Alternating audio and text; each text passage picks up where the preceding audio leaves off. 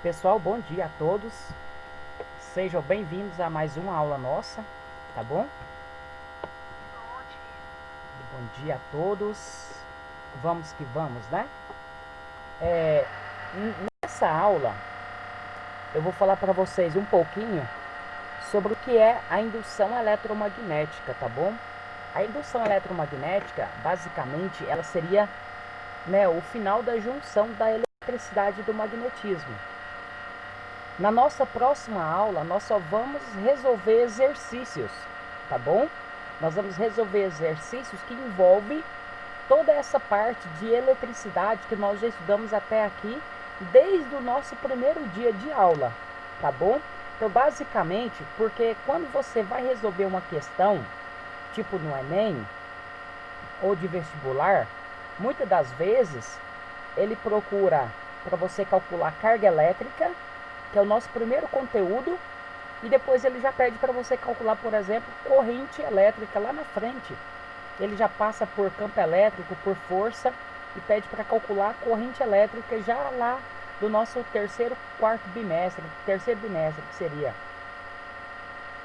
Então, assim, é, então nós vamos estar resolvendo exercícios do Enem, exercícios de vestibular, para estar ajudando vocês a estudar um pouquinho, porque nós sabemos que apesar da pandemia, apesar de tudo, né, vocês vão fazer o Enem, certinho, com toda a segurança, toda tranquilidade, e espero que vocês tirem uma boa nota, tá bom? Porque o Enem é a porta de muitas oportunidades para vocês cursarem um curso superior em instituições públicas e de qualidade, tá bom?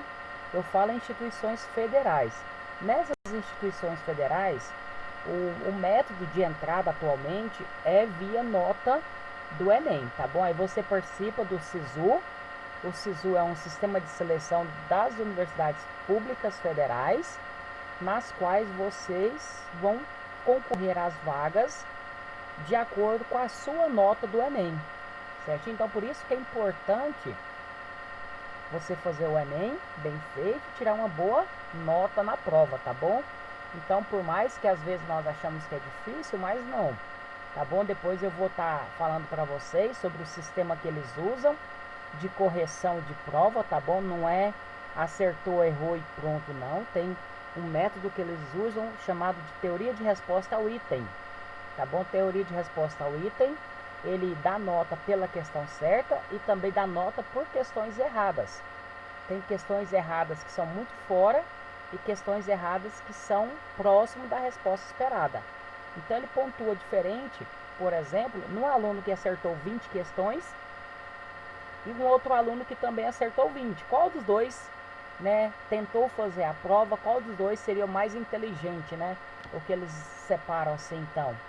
Então existe, né, esse método, né, um método americano desenvolvido que utiliza-se, né, no Enem, até em concursos já estão utilizando esse esquema na hora de desempatar quem vai ficar com maior nota e quem vai ficar com menor nota. Tá bom? Então o importante não é só marcar a alternativa correta, mas também saber qual alternativa errada que você vai estar marcando. É uma alternativa apenas de chute aleatório, onde você vai marcar uma questão que tem resposta absurda para a questão, né? Então eles vão saber que você está chutando questões na prova, tá bom? Então depois da nossa próxima aula nós vamos estar falando sobre é, resolução de exercícios. Aí eu comento com vocês também, falo um pouquinho sobre esses métodos que eles usam para fazer a correção da prova de você, as provas de que usa esse sistema, tá bom? Para diferenciação de nota. A indução eletromagnética, ela meio que foi desenvolvida, né, a princípio, né, as primeiras ideias, os primeiros experimentos, meio que por acaso, tá bom? Esse Hans Christian Ørsted, na verdade eles usam mais esse sobrenome dele aqui, Ørsted. O que ele fez? Ele descobriu que quando você monta um circuito elétrico, como por exemplo, aqui mostra essas pilhas, uma chave de liga e desliga. Aqui está mostrando uma lâmpada acesa porque vai estar passando corrente na hora que fecha o circuito, tá bom? Mas o que é o importante aqui? É que quando o circuito é fechado, passa a corrente elétrica e o ponteiro da bússola, ele muda. Ele estava numa posição antes e depois ele passa a estar na outra posição. Então ele foi uma das primeiras pessoas que descobriu que quando passa corrente elétrica no circuito, surge um campo magnético. Então surge esse campo magnético aqui, que faz com que o ponteiro da bússola, que estava se orientando pelo campo magnético terrestre, há uma junção do campo magnético da Terra com o campo magnético que foi gerado no fio. Certo? Então ele observou que acontecia esse fenômeno. E aí outros cientistas também começaram a perceber, bom, se passa corrente elétrica por um fio, move a bússola, será que eu poderia fazer o contrário, pegar um campo magnético e produzir corrente elétrica? Foi o que muitos pesquisadores tentaram fazer, certinho? Então muitas pessoas tentaram fazer isso. Dentre isso, né, aí vai destacar outros cientistas que fizeram bastante experimentos. Um desses experimentos é Michael Faraday, tá bom? E o outro que é um alemão que tem sobrenome de Lenz, tá bom? Então eles começaram a fazer essas investigações na busca da relação entre campo magnético e campo elétrico, entre propriedades elétricas e propriedades magnéticas. O que um tem a ver com o outro? O que um pode ajudar no outro? Hoje nós sabemos que o eletromagnetismo ele é a base de todo o equipamento elétrico ou eletromagnético que nós usamos. Por indução eletromagnética, né, nós podemos gerar aquecimento, corrente elétrica, fazer com que ocorra a propagação de ondas eletromagnéticas. Então, né, um motor, por exemplo, elétrico que nós utilizamos, eles usam essas interações eletromagnéticas. Então, o eletromagnetismo, né, ele é tão quanto importante que muitas das outras partes, né, da ciência da nossa vida, do nosso cotidiano. Né? Para nós que temos essa vida moderna, que usamos aparelhos eletrônicos constantemente, aparelhos elétricos, né, também, então nós vamos estar percebendo que o eletromagnetismo ele é assim de muita importância para a nossa vida, tão quanto, por exemplo, a medicina. Né? A medicina vem, faz os seus tratamentos preventivos, né, corretivos, mas também a partir do eletromagnetismo nós usamos equipamentos desde em casa até equipamentos de lançamento de satélite. Nós utilizamos, né, essa área que é a junção da eletricidade com o magnetismo, e elas encaixam uma na outra, tá bom? Então o eletromagnetismo é essa junção, né, até pelo nome, né, eletro de eletricidade, magnetismo de campo magnético, tá bom? Então existe essa junção na qual, né, a lei de Lenz e a lei de Faraday, elas são as leis fundamentais do eletromagnetismo, tá bom? Então nós vamos estar vendo sobre a lei de Faraday. A lei de Lenz é apenas uma correção na lei de Faraday, tá bom? E eu vou estar falando para vocês sobre isso. Então o que diz para nós o experimento de Faraday? O experimento de Faraday diz o seguinte: ele pegou um núcleo de ferro, como está mostrando aqui, tá bom? Não importa o formato dele, mas um núcleo de ferro, enrolou o fio de um lado, pegou um outro fio, também condutor, enrolou de outro lado e ligou aqui. Nesse dispositivo é um amperímetro, tá bom? O amperímetro ele mede ampere ou amperes, ele mede corrente elétrica, tá bom? Então liga-se no amperímetro e quando ele liga isso aqui em uma pilha, por exemplo, uma bateria, o ponteiro ele vai mover para um lado. Então ele observou que quando ligou a corrente elétrica, ou seja, fechou o circuito, uma corrente elétrica era formada no outro circuito. Aí o que acontece? Eles separam essas correntes elétricas porque não é a mesma, o fio não passa de um lado para o outro.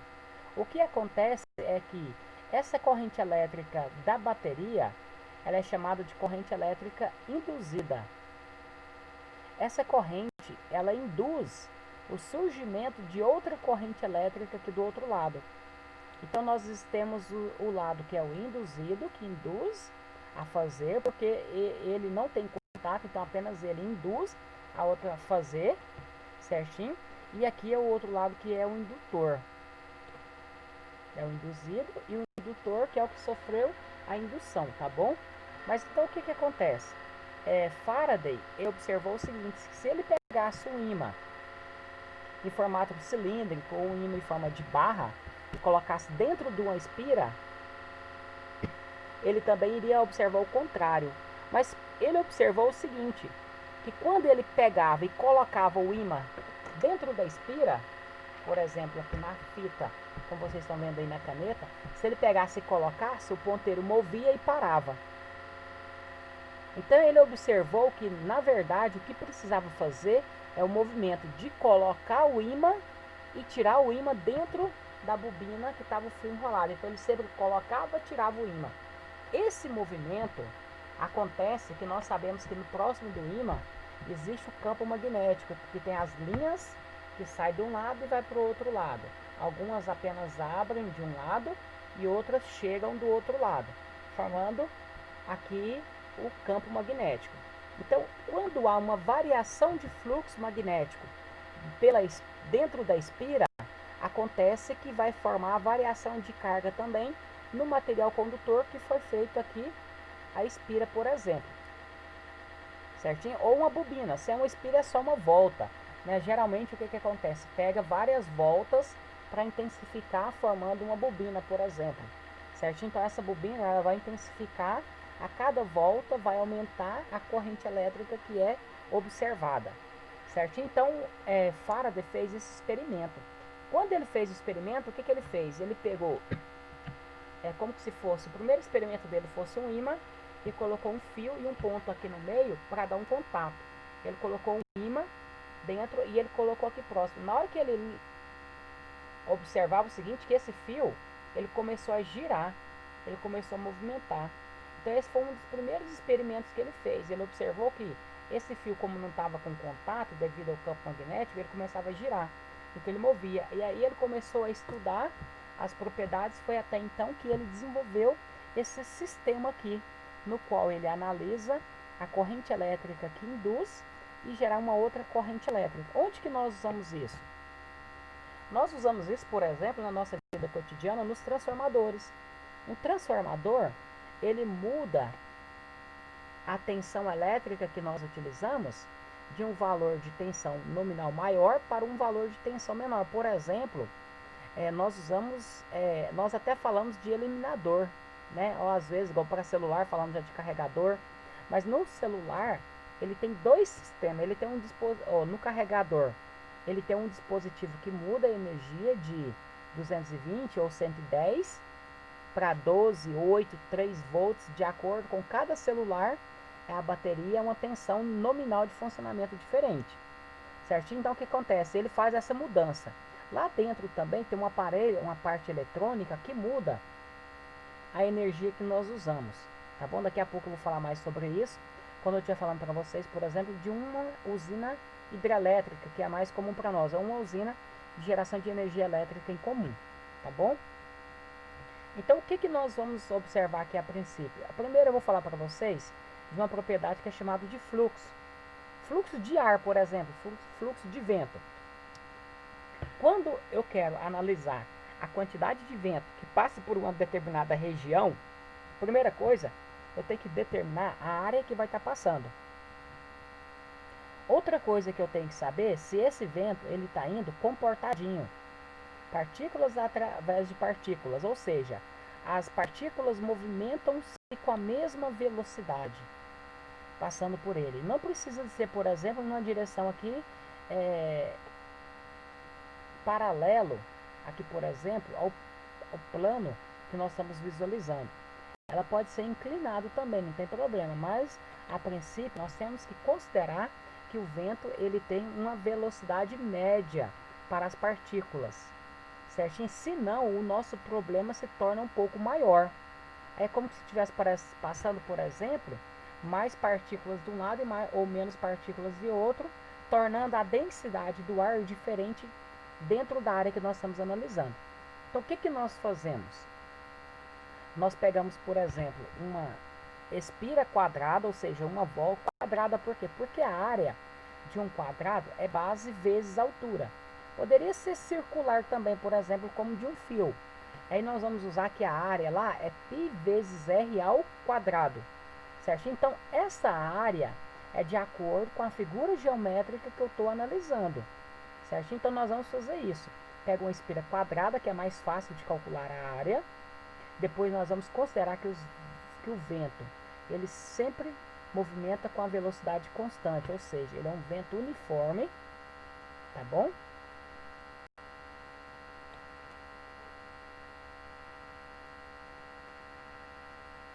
Então, o que, que acontece? Analisar esse fluxo, ou seja, né, aqui como eu coloquei na definição, né, que seria o modo de fluir, ou seja, com que passa de um lugar para outro lugar. Então, o que, que nós estamos fazendo? Nós estamos definindo essas propriedades.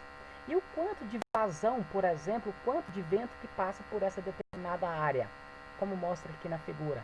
Então, essa vazão, ela vai depender, por exemplo, de como nós estamos colocando essa área. Se eu estou colocando ela paralelamente ou perpendicularmente, ou seja, por exemplo, eu tenho aqui e está passando o vento aqui. Se eu mudo a posição, você vai perceber que pela área vai passar menos vento, de acordo com o que eu giro. E se eu girar, por exemplo, a área, pegar esse encarte aqui, por exemplo, essa aqui é a minha área quadrada. Aqui vai passar a quantidade de vento. À medida com que eu vou girando, vai diminuindo aqui na linha. Na hora que chega no ponto aqui, que essa área, o vento não entra de um lado, mas ele passa paralelamente, tanto de um lado ou de outro, o fluxo de vento vai ser zero. O fluxo vai ser zero. Então, quando a área sua, ela é a área, nós vamos estar definindo aqui uma propriedade que eles chamam de vetor normal. Essa linha normal, ela vai ser analisada de acordo com a linha da velocidade. Então, vai surgir para nós aqui uma fórmula que multiplica a velocidade vezes a área, que vai definir para nós uma propriedade que nós chamamos de vazão. Aqui nós vamos estar chamando de fluxo, que é representado por essa letra φ minúsculo, tá bom? Essa aqui é a letra φ minúsculo. Bom, a letra φ maiúsculo, ela tem dois tracinhos, um em cima e um embaixo nessa letra, tá bom? Então, nós vamos usar esse símbolo grego, na verdade, né? E vai estar representando para nós aqui a vazão, por enquanto, aqui do vento, mas depois nós vamos chamar ela de fluxo. Então, o que, que nós vamos estar analisando? Nós vamos estar analisando o seguinte, que a velocidade que ele vai estar passando em relação a uma linha, que é uma superfície perpendicular aqui à área, que é chamada superfície normal, ela vai dar para nós aqui, olha, o fluxo vai ser igual a V vezes cosseno. Por que V vezes cosseno? Porque eu quero analisar em relação à direção perpendicular. Então, eu projeto ela na direção perpendicular, usando o termo cosseno, vezes o A, que é a área aqui da espira que está passando, tá bom? Uma espira, pessoal, para quem não lembra, ou para quem ainda não viu, eu pego, por exemplo, um fio e dou uma volta no fio e faz uma volta. Essa volta pode ser quadrada, retangular, não tem problema. Circular também, tá bom? Não tem problema. Isso é chamado de espira. Quando nós pegamos e damos várias voltas, que é o que nós usamos, por exemplo, nos transformadores, nos aparelhos elétricos ou eletromagnéticos, isso aqui ele é chamado, né, uma volta é uma espira. Quando você dá mais volta, você chama de bobina, certinho? A bobina, o campo que passa por ela, se você der uma volta, faz um cálculo. Se você dá duas voltas, multiplica por 2. 3 voltas, multiplica por 3. Então, aí você vai multiplicar o campo magnético pela quantidade N de voltas que você deu, tá bom? E essas voltas tem que ficar uma em cima da outra, não pode ficar abrindo também não, como se fosse, por exemplo, a mola do caderno que você usa. A mola do caderno que nós usamos em aspiral, ele é chamado de solenoide, tá bom? Quando é um fio que passa corrente elétrica, nós chamamos ele de solenoide, tá bom? Mas então vamos voltar aqui. Então, o que que acontece? O fluxo que vai estar passando de vento vai ser o produto de V vezes A vezes cosseno de θ. Então, também esse vai ser o fluxo aqui de campo, né, magnético que vai estar passando por um espira. Então aí aqui nós já voltamos para o nosso conteúdo, que é falar de fluxo magnético, tá bom? Então olha, no fluxo magnético nós usamos a mesma ideia. Pegamos uma linha perpendicular e analisamos o campo magnético que vai estar passando. Quem é o fluxo magnético aqui representado pela letra φ? Né, vai ser o produto do B vezes o A vezes o cosseno do ângulo θ.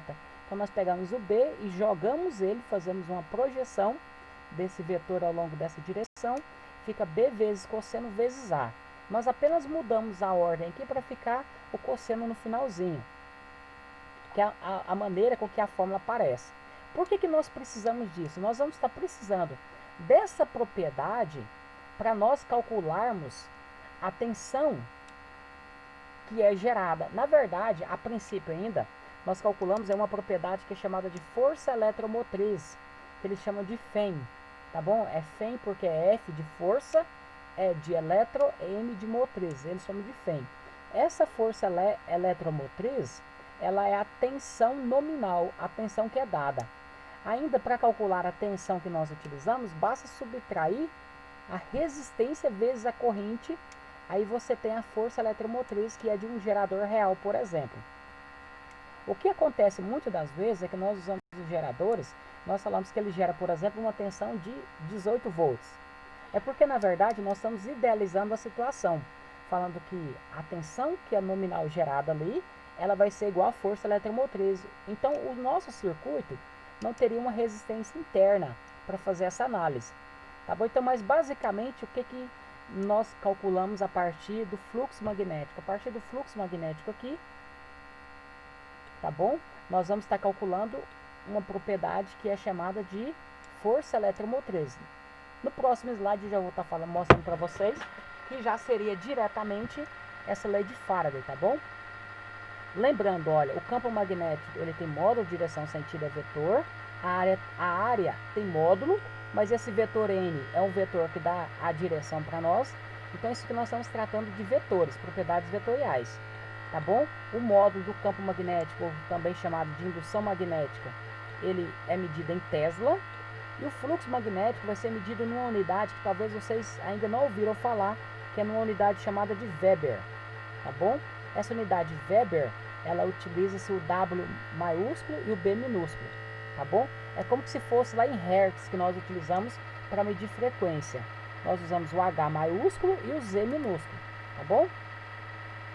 Então, o que diz para nós aqui essa propriedade da lei de Faraday? Ela diz o seguinte, que a força eletromotriz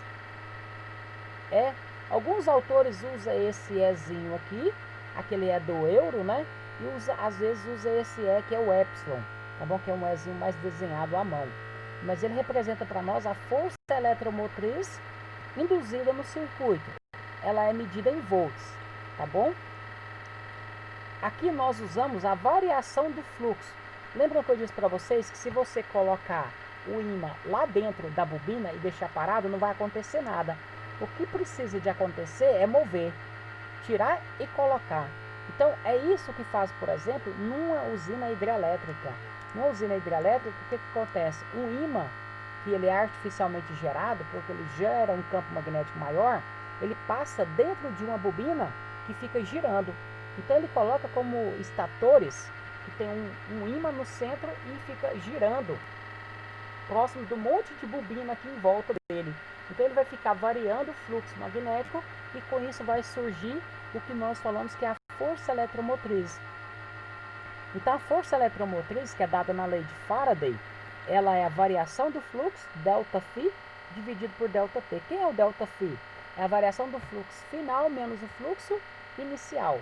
O tanto de campo magnético que está passando, né, vezes a área no final, menos a quantidade inicial.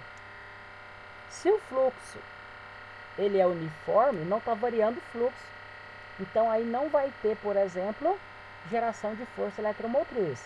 Só vai haver geração de força eletromotriz medida em volts se nós produzirmos essa variação do fluxo magnético, tá bom?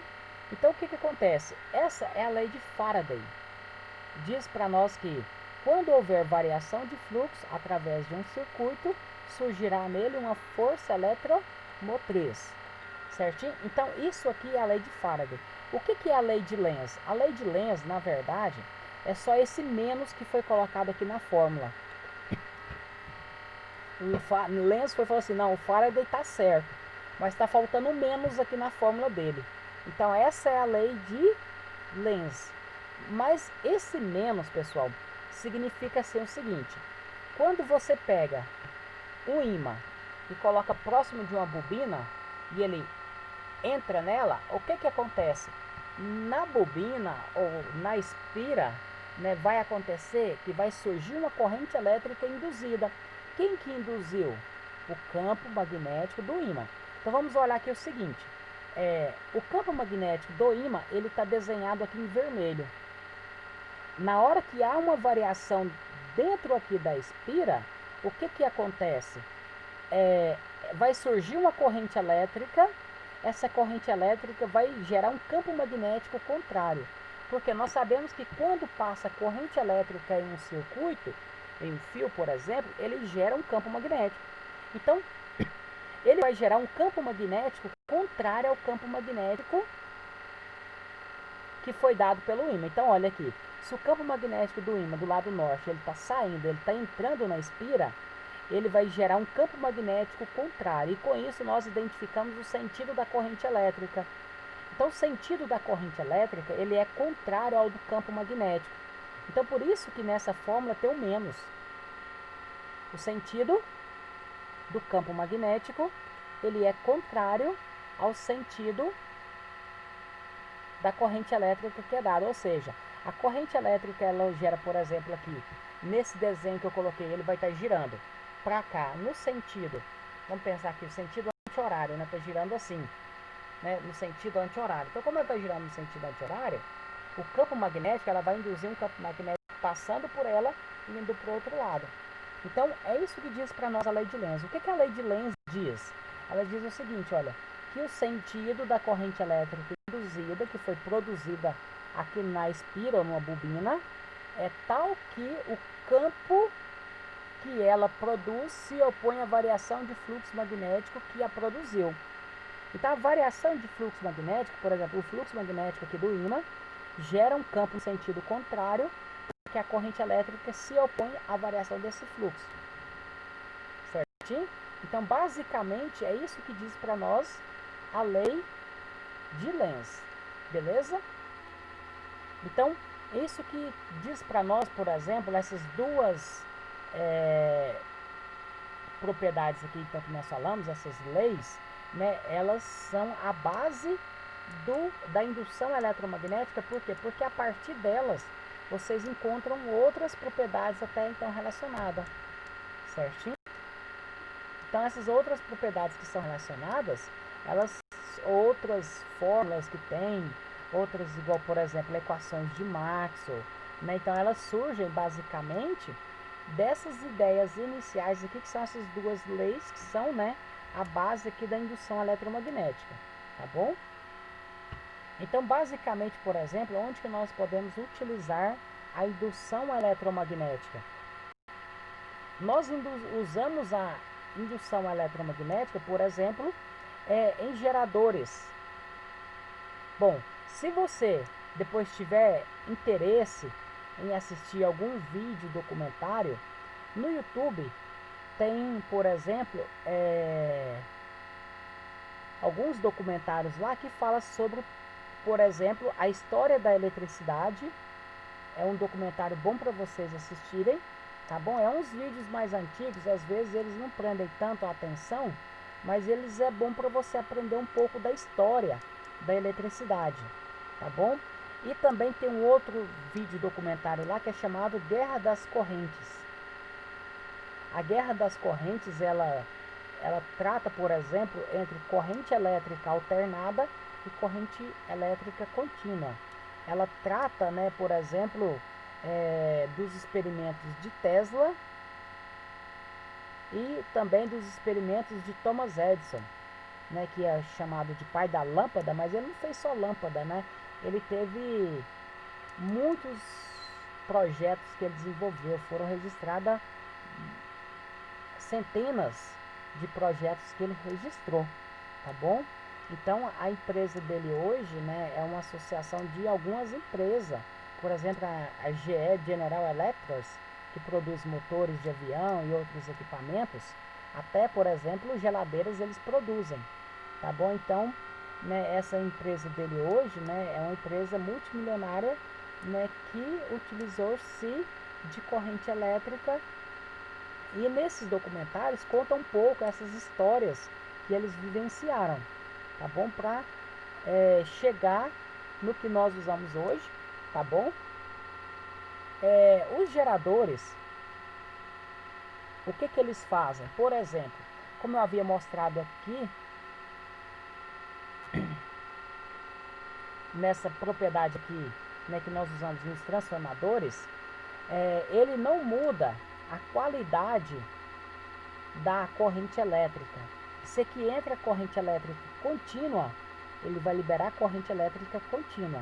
Se entra corrente elétrica alternada, ele libera corrente elétrica alternada, que é que, por exemplo, nós usamos na nossa residência para o funcionamento de uma geladeira, por exemplo. Então, o que acontece? As usinas, de maneira geral, elas têm como finalidade produzir energia elétrica.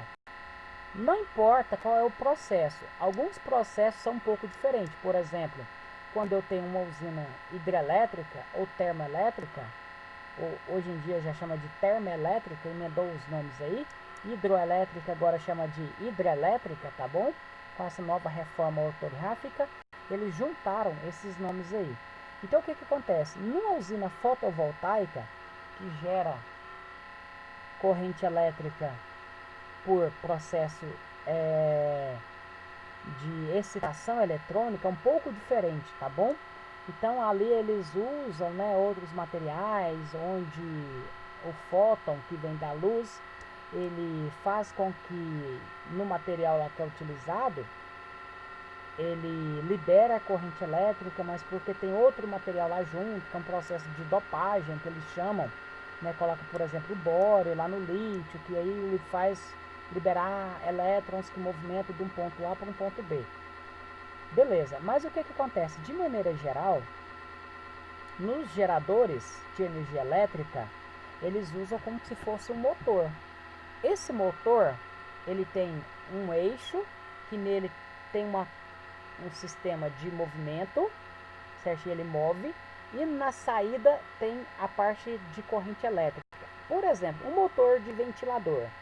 O motor de ventilador que nós usamos, nós alimentamos pela corrente elétrica, passa no circuito de fora, gera um campo magnético, e esse campo magnético interfere com o campo magnético lá dentro, porque ele está mudando, ele está alternando, então ele vai interferir com a bobina que está lá dentro do eixo, e essa bobina do eixo vai gerar um campo magnético que vai produzir um torque, um movimento, um giro.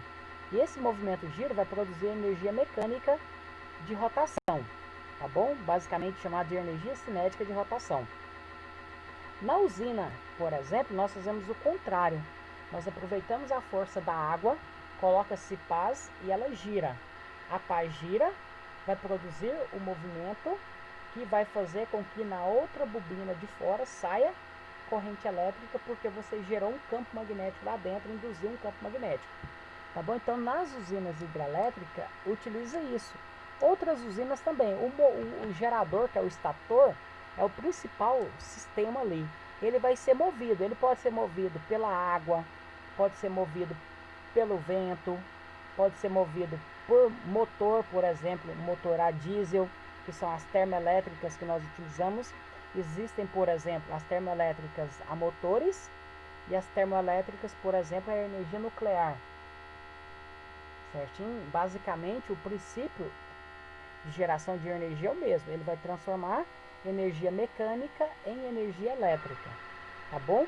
Então, basicamente, aqui até tem uma foto que mostra, por exemplo, uma usina hidrelétrica. Na usina hidrelétrica, o que acontece? Aqui tem um gerador, que tem as pás aqui embaixo, e aí devido à força gravitacional da água, ela vai correr, passar por aqui por um duto. Geralmente, né, se é uma grande geradora elétrica, Esses dutos aqui são tamanho mais ou menos de parede de um quarto que nós dormimos. 3 metros por 3 metros, 2 metros por 3 metros, são dutos enormes. Então desce muita água. E ela traz consigo, né, energia cinética, então muita força. Então ele faz com que gire, e aqui vai existir esse gerador, que existe acoplamentos elétricos e magnéticos, e vai gerar energia elétrica. Que aí antes de chegar, por exemplo, na linha de distribuição, igual eu coloquei aqui na figura, ela passa por um processo de controle, um processo, aí tem a parte mais eletrotécnica, que é responsável por controlar toda essa variação de fluxo, tá bom? O importante, por exemplo, nós observamos que a corrente elétrica, para ela caminhar com muita eficiência, ela precisa ser alternada. Então, por isso que nós falamos que na nossa casa chega uma corrente elétrica alternada. Nos aparelhos que nós utilizamos eletrônicos, eles utilizam corrente contínua. Então lá dentro há um circuito eletrônico que muda a corrente, ao invés de ser alternada, como corrente contínua. Basicamente existem esses produtos eletrônicos, como por exemplo um diodo, uma ponte de diodo, que são os retificadores que mudam essa energia para nós e diminui a tensão por um valor que nós usamos nos nossos aparelhos. Tá bom? Então, na usina de geração de energia, usa-se isso. O que é muito comum também, e como disse para vocês, nós usamos os transformadores. Os transformadores, existem vários tipos de transformadores. Existem transformadores que elevam a tensão, tá bom? Geralmente nós falamos de transformador apenas quando há uma mudança na tensão para menos, né? Que é o que nós usamos por exemplo, os eliminadores que nós usamos na nossa casa. Mas aí o que acontece? Mas os transformadores são aqueles instrumentos que mudam o valor da tensão, ou para mais ou para menos. Por exemplo, a energia que é gerada na usina, ela é elevada até um valor bem alto, por exemplo, 128 kVA, que é 128 mil volts, ou por exemplo 13.6, que é o que nós usamos, por exemplo, naqueles 3 fios do poste lá em cima, que passa nas avenidas, eles têm 13.600 volts, tá bom? Ele já é diminuído para chegar até nós aquele valor. E aí tem os transformadores, que é o que nós falamos de transformadores, são os redutores, né, que muda de 13.000 para 220 volts, por exemplo, aqui em Goiás que nós usamos 220, tá bom? Então esse transformador, ele serve tanto para aumentar ou diminuir a energia, tá bom? Então o transformador, ele apenas não só diminui, mas ele também serve para aumentar, tá bom? Então basicamente seria isso sobre transformadores. Aqui tem uma figurazinha que mostra basicamente como que seria o funcionamento de um transformador. Ele tem um núcleo de ferro. Por que ele tem um núcleo de ferro? Porque o campo magnético que é gerado aqui, quando você coloca o núcleo de ferro, como lá no eletroímã, ele aumenta o campo magnético. Então, se ele aumenta o campo magnético gerado por esse monte de fio enrolado aqui, que, por exemplo, nós chamamos de enrolamento primário, como está nessa figura, e aqui é o enrolamento secundário, que é o que vai ter a corrente elétrica induzida, certinho? Então, vai gerar essa corrente elétrica aqui nesse circuito. E como que nós podemos calcular o quanto de tensão que gera num em relação ao outro lado? Nós usamos essa fórmula aqui, ó. U é a tensão primária, é o tanto que está entrando, por exemplo, 220 volts. O US é a tensão secundária, é a tensão que vai sair. Por exemplo, você quer que saia 9 volts. Então você pega 220 e divide por, vamos colocar aqui, por exemplo, eu quero que chega 10 volts. 220 dividido por 10 vai dar 22. Então esse número 22, ele vai ser o número de voltas primário dividido pelo número de voltas secundário. Então se eu pego esse aqui e passo multiplicando, vai ficar assim, ó, 22 NS é igual a NP. Então se eu colocar, por exemplo, uma volta na saída, eu tenho que colocar 22 voltas na entrada do transformador. Aí eu sei, por exemplo, por que eu sei? Porque eu vou estar usando 220 na entrada e 10 volts na saída, certo? Então, para fazer o transformador, aquela quantidade de voltas que dá ela vai ser também em relação ao quanto de tensão que vai estar entrando e o quanto de tensão que vai estar saindo, que eu quero, por exemplo, no meu transformador aqui, redutor que eu estou utilizando. Beleza?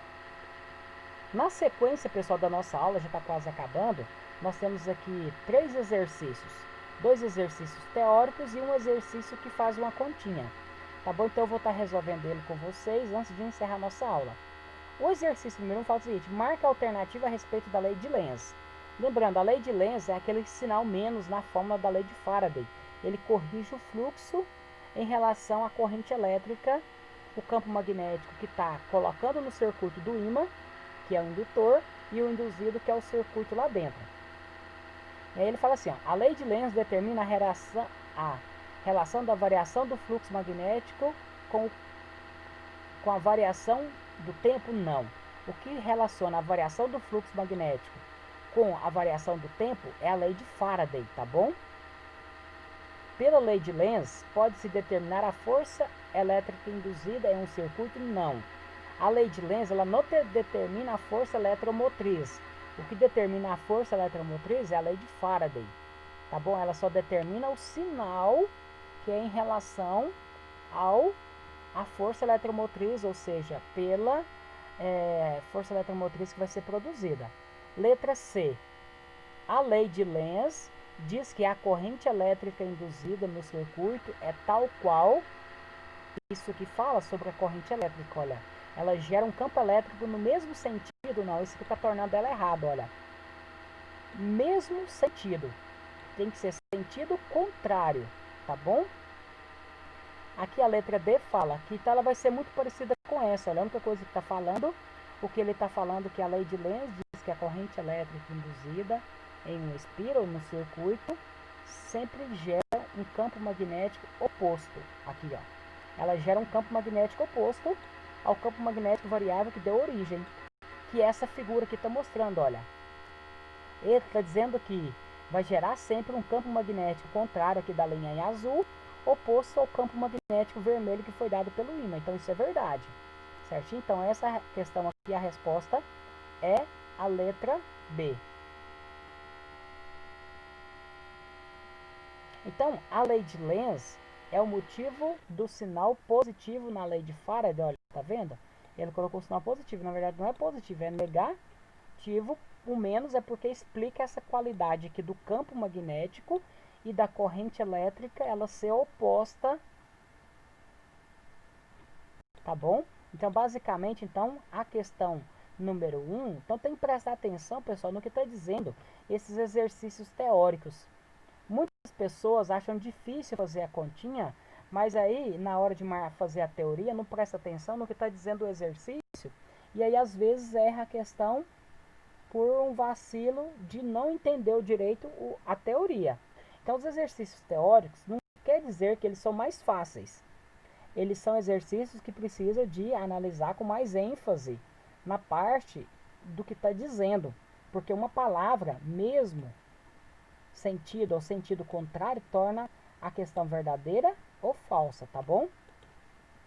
A questão número 2. A questão número 2 já vai falar sobre a lei de Faraday. A lei de Faraday diz que a corrente elétrica induzida em uma espira sempre gera um campo magnético oposto ao campo magnético que lhe deu origem. Não.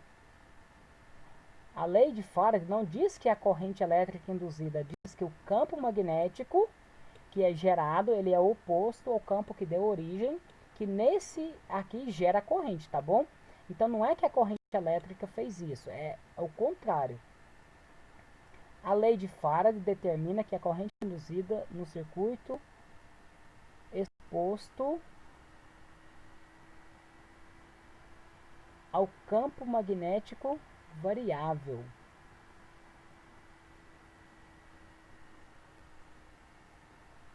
Então, o que está dizendo aqui, que determina, a lei de Faraday determina a corrente induzida em um circuito exposto a um campo magnético variável.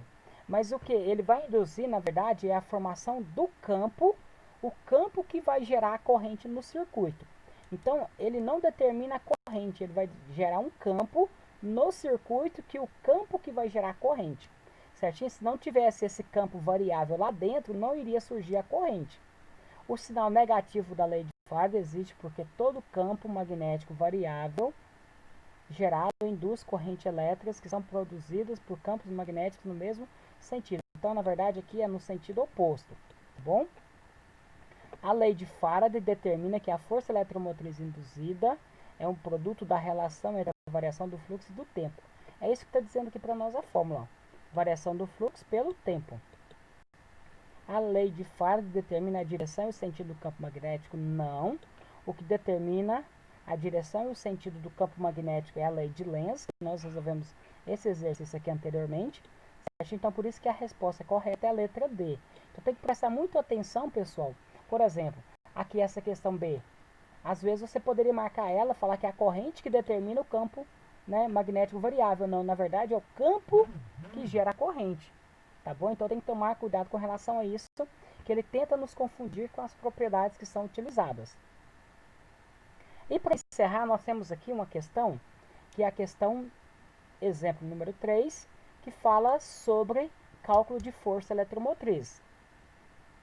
O cálculo de força eletromotriz, ele está dizendo para nós aqui o seguinte: a principal aplicação da indução eletromagnética é a utilização na obtenção de energia elétrica, tá? Aqui é subentendido isso. Pode-se produzir pequenas forças eletromotriz, FEM, com um experimento bem simples. Se você depois, um dia, na sua casa, tiver a oportunidade, por exemplo, de ter um ímã, um pedacinho, ele seja mais compridinho, ou se você pega um ímã que dá para colocar dentro de uma bobina, ele já dá para fazer isso. E aí você pega um fio, daqueles fios que é encapado, tá bom? Não pode ser fio sem capa, igual, por exemplo, um arame.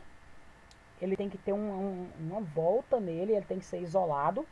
Por isso que, por exemplo, quando você desmancha um transformador, aquele fio, né, ele tem uma capa de verniz nele. Ele não tem uma capa de plástico para não ficar muito grosso e atrapalhar. Mas você pode pegar, por exemplo, um fiozinho daqueles fios de telefone, enrolar, por exemplo, num frasco de remédio, né, e dar várias voltas juntas ali. Pega um tamanho bom e dá muita volta. Pega as duas pontas e liga, por exemplo, numa lâmpadazinha, num LED. Quando você pega um imã, fica colocando e tirando lá dentro muito rápido, né, você vai perceber que esse LED vai dar umas piscadinhas. Certinho? Dependendo do tanto de vezes que você faz isso, acima de 25 vezes, o LED ele já vai ficar aceso, já vai acender, você vai ver ele. Porque o nosso olho só percebe acima de 22, 24 vezes essa oscilação. Então, a nossa frequência, por exemplo, de energia elétrica, ela é da ordem de 60 Hz. A nossa energia elétrica na tomada, ela muda de 220 positivo para 220 negativo 60 vezes em 1 segundo. É a frequência de oscilação dela, certinho? Que eles padronizaram para usar esse valor. Existem países que usam a frequência de 50 Hz. É um pouco diferente. Os equipamentos que foram feitos só para 50 Hz e não são feitos também para 60, se você utiliza ele, por exemplo, depois com o tempo ele vai danificar. Ele vai perder força de funcionamento, tá bom? Não é que ele vai queimar, tipo, muda de 110 para 220, não. Ele vai perder a força de funcionamento e com o tempo pode ser que ele queime. Ele danifique porque você está fazendo ele utilizar uma tensão diferente, tá bom? Então, olha, agora o exercício mesmo, ele fala aqui, ó, considere uma espiral quadrada com 0,4 metros de lado, como aqui está no desenho, é esse quadradinho aqui que está dentro de um campo magnético que está descendo. Está totalmente imerso num campo magnético uniforme, intensidade B.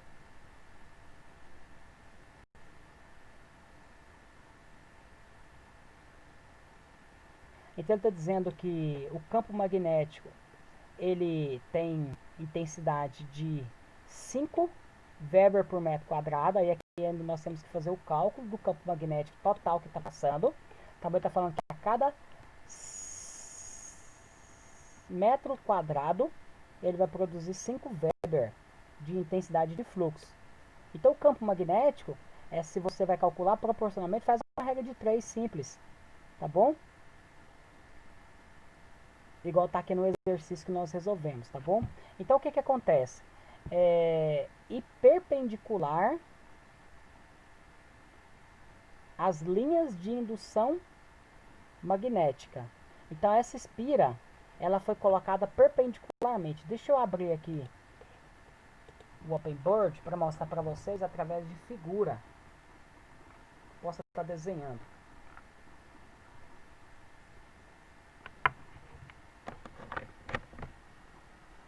Então aqui, por exemplo, olha.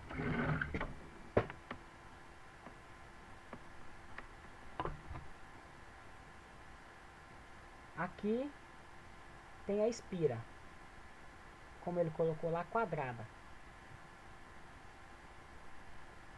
Vou colocar assim por causa da visão que nós vamos ter. Aqui passa um campo magnético. Se você quiser colocar essa parte aqui pela frente, tá, as linhas vêm de cá, passa por trás e sai nesse ponto e sai. É o B. Então ela vem por trás, passa e sai aqui na superfície. Certinho? Por trás e sai aqui na superfície. B. Certinho? Então está dizendo que a área ela está perpendicular. Se eu colocasse ela não perpendicular, tinha as linhas do campo, por exemplo, e colocasse a área aqui,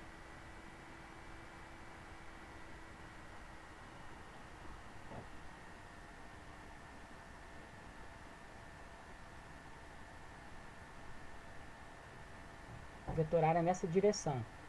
Nesse caso, ele poderia estar paralelo, ou por exemplo, também eu poderia colocar ela um pouco mais torta, para ela estar com um ângulo, por exemplo, aqui, em relação ao campo magnético, um ângulo θ. No nosso caso, ele está dizendo que a área é perpendicular, porque o vetor N, ele está definindo aqui para nós, que a área da espira, ela está totalmente perpendicular ao campo magnético, tá bom? Então ele está dizendo isso aqui para nós a princípio no exercício. Sabe-se que a espira levou 0,2 segundos, 2 décimos de segundos, para ir da posição inicial à posição final. A alternativa que apresenta o módulo da FEM, força eletromotriz induzida na espira em volts, então isso aqui vai ser em volts, é 1,6 volts, 8 volts, 4 volts, 0,16 ou 6 volts. A resposta é a letra C, 4 volts. Como que nós vamos encontrar esse valor? Bom, nós vamos encontrar esse valor, eu vou responder até aqui mesmo. Aqui é o seguinte, para fazer o cálculo da força eletromotriz, nós temos a fórmula. Epsilon é igual a menos delta Φ delta T. O delta T nosso é 0,2 segundos. O fluxo magnético, ele tem a área quadrada, que varia da direção que tem aqui na mesma, o vetor área é na mesma direção do campo. Então, aqui nós temos um ângulo θ de 0 graus. Opa, parei. Aqui o θ é igual a 0 graus. E aqui ele tá, a direção tá para cá, perpendicular. Então, o θ é igual a 90 graus. Aqui eu tenho que calcular o delta Φ, que é o Φ final menos o Φ inicial, dividido por delta T. Então eu tenho que fazer esse cálculo aqui primeiro. Lembrando que tem um menuzinho antes. Então o que nós vamos fazer? Nós vamos fazer o seguinte, e lembrando que ele quer o módulo da força eletromotriz. Quando ele quer o módulo da força eletromotriz, não importa o sinal. Então esse menos, se você não quiser colocar ele aqui, não tem problema. O módulo da força eletromotriz, por exemplo, vai dar 4, mas poderia dar menos 4. a força eletromotriz é menos 4, certinho? Mas como ele quer o módulo, é só o valor positivo, tem que prestar atenção nisso aqui também. Então nós vamos calcular o fluxo inicial, vou colocar o zerinho aqui para inicial, vai ser B vezes A vezes cosseno do ângulo, que no caso aqui é 0. O fluxo vai ser quanto? O B, que ele diz que vale 5.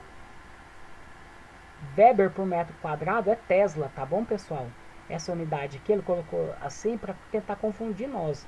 Mas isso aqui é a mesma coisa que Tesla, tá bom? Usa o T maiúsculo. A área. Agora a área é o nosso problema. Se eu quiser calcular a área aqui separado antes, ó. A área de um quadrado é base vezes altura, ou então lado ao quadrado, que é 0,4 vezes 0,4. Então a área aqui vai ser quanto? 0,4 ao quadrado, 16. Duas casas depois da vírgula, 0,16 metros quadrados. Então, a área aqui tem 0,16 vezes cosseno de 0 vale 1. Certinho? Cosseno de 0 já vale 1. Então, o fluxo inicial aqui vai ser quanto? Φ inicial vai ser igual a quanto? 5 vezes 0,16. Pode usar uma calculadorinha ou então você faz a continha aí separado. Ponto 16 vezes 5, vou fazer para andar rápido um pouquinho, deu 0,8. Certinho? 0,8. 0,8. Aqui a unidade de campo, que é Tesla, metro quadrado, ou você pode já usar o W e o B, que é o Weber. Certinho? Deu 0,8. Agora, na hora de você calcular o fluxo inicial ou final, vou fazer o cálculo aqui para vocês verem uma coisa. O fluxo vai ser o B vezes o A vezes o cosseno de 90 graus, que é esse ângulo aqui. Mas o cosseno de 90 sabemos que vale 0. Então o fluxo final vai ser igual a 0. Para calcular aqui a força eletromotriz, como o exercício que é em módulo, é o ΔΦ dividido por ΔT dentro das barrinhas, que significa módulo. Então o epsilon aqui, em módulo, vai ser igual a quanto? 0 menos 0,8 dividido final menos inicial, tá bom? Isso aqui é igual φ final menos φ inicial dividido por ΔT. Tá bom?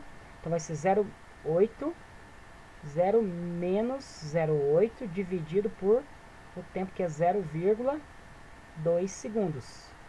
Então, esse módulo aqui vai dar negativo, mas é só o módulo do valor. Então, vai ficar 0,8 dividido por 0,2, que vai ser igual a 4. Então, deu 4 volts. Certinho? Deu menos 4. Se ele quisesse saber a força eletromotriz, daria 4 positivo. Tá bom? Então, o módulo aqui é aquele que é só apenas o valor positivo. Sem preocupar com isso não. Então, deu 4 volts, que aqui é a letra C. Beleza? Tudo tranquilo, pessoal? Tem a resolução aqui. Deixa eu sair aqui do Open Board, que aí não suja a imagem na hora de mostrar o slide. Aqui, ó. Voltou para o normal dele. E aí tem aqui a resolução. Na sequência eu montei a lista, mas ainda não adicionei ela aqui, mas eu quero colocar para vocês estudarem, tá bom, sobre isso. Depois eu vou estar postando uma atividade avaliativa para vocês fazerem lá no portal, tá bom? A atividade do slide não é para ser entregue, vai ter uma atividade para vocês responder lá no portal, tá bom? E o que eu tinha que falar para vocês é isso. Qualquer dúvida, qualquer pergunta, me acione, tá bom? Em relação à aula de hoje, alguém teve alguma dúvida com relação aos exercícios que nós resolvemos? Ou sobre a teoria? Tá todo mundo entendeu direitinho? Tudo tranquilo? Que eu tenho que voltar para a Zilma agora, que eu só tenho 1 hora para falar da aula. Todos estão entendendo? Isso mesmo, né, Jael? Isso. Dá pra entender, até eu que tô de fora aprendi um pouquinho. Aprendeu, né? Então, Zilma, eu já havia comentado com eles, então na próxima aula deles do terceiro ano, eu vou fazer só uma aula de resolução de exercício, como eu tinha até comentado com a Helene, tá bom? Então vai ser Tá tipo ok. assim, uma preparação para ajudar eles. Nós vamos estar resolvendo os exercícios de vestibular, de Enem, para eles verem que Isso é bom. nem sempre os exercícios são fáceis, às vezes eles enganam nós na hora de resolver, tá bom? Tá ok,